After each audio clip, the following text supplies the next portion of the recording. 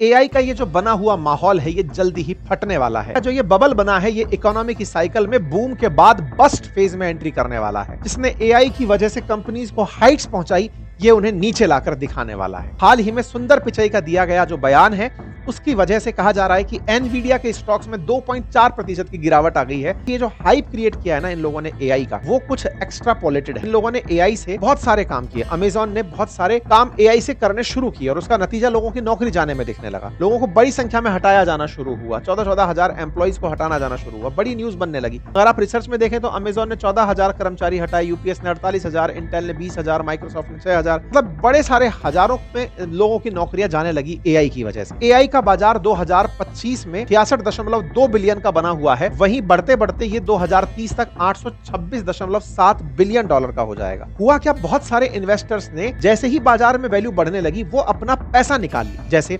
Nvidia के अंदर soft bank ने अपनी 5.8 बिलियन डॉलर की होल्डिंग बेच दी। ऐसे ही माइकल बरी हैं, उन्होंने 1.1 बिलियन डॉलर का बेरिश बेट पुट कर दिया। ऐसे ही पीटर थिल हैं, उन्होंने 2.81% का अपना पूरा स्टेक जो है एनवीडिया से वो बेच दिया। मतलब एनवीडिया आसमान में है, लोग उसमें से पैसा निकाल निकाल के बाहर हो रहे हैं। ये खबर लोगों को डराने लगी। मार्केट अगर बढ़ रहा है तो ये लोग बाहर क्यों निकल रहे हैं? भाई आप कॉमन सी बात सोचेंगे कि आपका बाजार भाव बढ़ता जा रहा है तो आप तो सोचेंगे ना और बढ़ने दो, लेकिन जब आप और बढ़ने दो से पहले ही भागने लगते हो, इसे ही इकोनॉमी में बस्ट कहते हैं। तो हमारे कौन से सेक्टर प्रभावित हो? तो देखिए आईटी सेक्टर का जो एक्सपोजर है वो प्रभावित होगा। हम चूंकि एक्सपोर्ट करते हैं सर्विसेज का, अगर वहां पर माहौल बिगड़ गया तो एक्सपोर्ट प्रभावित होंगे। करेंसी भी डेवेल्युएट हो सकती है। बाजार की कंपनियों को देखोगे तो financial service, oil gas, information technology, automobile, तो उसमें टेक का बड़ा रोल नहीं है। इवन सेमीकंडक्टर की तो कोई कंपनी नहीं है टॉप 30 में, टॉप 50 में भी नहीं है। साथ ही साथ में हमारे यहाँ पर मेटा, गूगल जैसी कोई कंपनी थोड़ी है। हम जो सर्विसेज दे रहे हैं आईटी के नाम पर वो सॉफ्टवेयर प्रोवाइडर्स हैं। उन्हें जरूर इस बात का डर है कि उन्हें अगर अमेरिका से डील नहीं मिलती या उनके जैसे काम करने के लिए, सॉफ्टवेयर बनाने के लिए कंपनियां मिल जाती तो ये बाजार जरूर प्रभावित हो सकता है। ओवरऑल बाजार पर इसका असर नहीं पड़ता। जबकि अमेरिका के अंदर मैग्निफिसेंट जो 7 कंपनीज हैं जिनका बाजार में बड़ा कंट्रीब्यूशन है, वो अगर पछाड़ती हैं, क्योंकि सारी की सारी सॉफ्टवेयर बेस्ड कंपनी है, जो भी है वो सारी की सारी टेक बेस्ड कंपनी है, उन पर असर पड़ता है तो बाजार पर गहरा असर पड़ेगा।